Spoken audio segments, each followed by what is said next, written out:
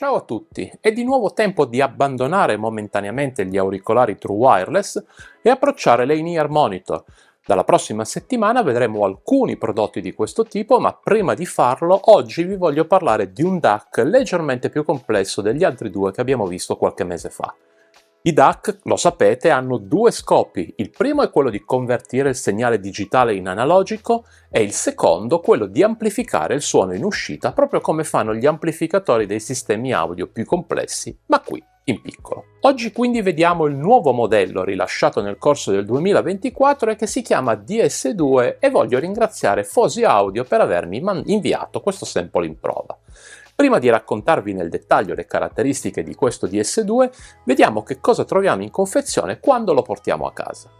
Dunque, oltre al DAC in confezione troviamo un cavo USB-C USB-C nero di circa 15 cm, un adattatore da USB-C ad USB-A che può tornare utile se volete collegare il DAC ad un PC che magari non ha una USB-C disponibile, e infine un manuale utente in 3 lingue tra cui l'inglese, la lingua italiana non è inclusa. Due parole ancora sul cavo: questo ha una copertura in tessuto che lo rende molto morbido e flessibile e gli consente di assumere agilmente diverse posizioni. Questa caratteristica ci viene molto utile soprattutto quando collegato ad uno smartphone. Vediamo ora più da vicino il DAC e qui notiamo subito un paio di caratteristiche evidenti. La prima è che il corpo è totalmente in metallo e che rispetto agli altri due DAC che abbiamo visto qualche mese fa, questo ha delle dimensioni più generose ma comunque compatte. Stiamo parlando infatti di 5,4 x 2 x 1,2 cm per un peso senza cavo di 15 grammi scarsi. Capite bene come le dimensioni rimangono comunque molto contenute, se non quasi trascurabili, oserei dire. La seconda caratteristica è che questo DS2 mette a disposizione due ingressi jack e non uno solo come gli altri visti. Questo modello difatti è utilizzabile non solo con le più comuni cuffie con il terminale da 3,5, il classico spinotto per intenderci, ma può essere utilizzato anche con cuffie che montano un terminale da 4,4, che di solito si trova in cuffie auricolari per un utilizzo più professionale.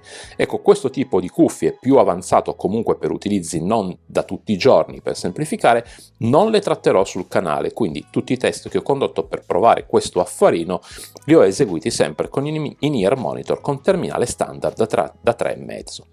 Per chiudere le caratteristiche estetiche, vediamo sul lato superiore la presenza di un LED che assume le colorazioni rossa, verde, gialla e blu in base al formato audio utilizzato, e sul lato sinistro due pulsanti per alzare o abbassare il volume.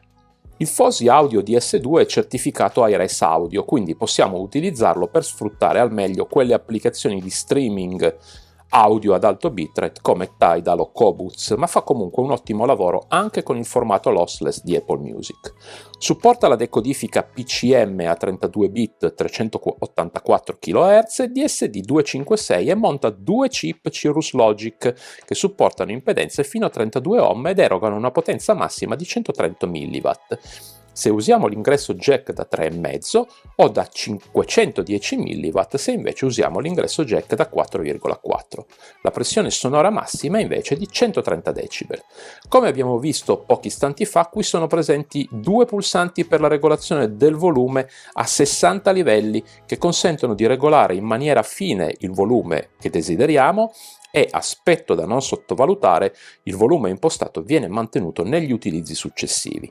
In pratica, se troviamo il giusto livello di volume che vogliamo, quando lo utilizziamo lui se lo ricorda e non dobbiamo impostarlo di nuovo. Per finire, è possibile utilizzare il DS2 come DAC portatile e amplificatore sia con smartphone Android o iOS che con PC o Mac, ma può anche funzionare come scheda audio esterna per computer, portatili o Mac, decodificando musica di alta qualità. Insomma, potete davvero usarlo con qualsiasi dispositivo a vostra disposizione per godere appieno della vostra musica preferita.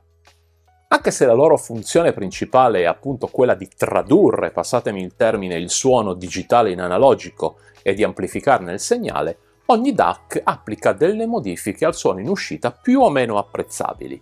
In questo caso il DS2 offre una firma sonora neutra, senza alcuno sbilanciamento evidente, e questo lo rende una scelta eccellente per i puristi che apprezzano la riproduzione quanto più possibile accurata. I bassi infatti sono controllati e mai eccessivi, gli alti risultano dettagliati e i medi sono per lo più naturali, con un piacevole senso di chiarezza e calore. La voce e gli strumenti sono resi con un'eccellente separazione.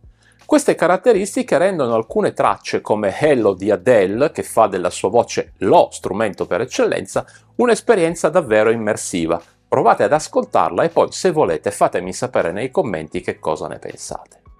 E veniamo quindi alle conclusioni mentre vi mostro un riepilogo delle caratteristiche del Fosi Audio DS2. Ripeto quanto detto diverse volte sul canale: se siete appassionati di musica e volete godervela al massimo delle qualità, senza svenarvi con prodotti dal costo elevato, dovete fare due cose. La prima è quella di dotarvi di un paio di in-ear monitor di qualunque fascia di prezzo e con qualunque composizione interna del driver, e la seconda che è quella di accompagnare le in-ear monitor con un DAC portatile che va ad amplificare la potenza sonora in uscita e ad esaltare le caratteristiche delle cuffie che state utilizzando. Questa combinazione è quanto di meglio potete mettere insieme senza dover spendere un patrimonio. Se poi avete la disponibilità economica per farlo, in questo caso potete scalare quanto volete, considerando che ci sono in-ear monitor o cuffie a padiglione che arrivano a costare anche qualche migliaio di euro. Ad ogni modo, questo DAC DS2 costa di listino 69,99, ma ad oggi è disponibile un coupon del 10% da attivare che ne fa scendere leggermente il prezzo. Come direbbe il mitico Giorgione in questi casi, non serve ma aiuta. Se non sapete chi è Giorgione, fate mea culpa e cercatelo su YouTube. Mentre se siete interessati ad acquistare questo o gli altri sample in prova, seguite il canale Telegram che vi lascio qui di lato. Bene, anche per questa settimana è tutto, spero di essere riuscito a convincere qualcuno di voi ad adottare la configurazione che vi ho suggerito, DAC più in-ear monitor, e come sempre vi chiedo di mettere un like al canale, che è uno dei modi che avete per supportare le mie attività. Se poi vi interessano i contenuti che propongo, allora vi suggerisco anche di iscrivervi al canale perché appunto ne vedremo e sentiremo delle belle.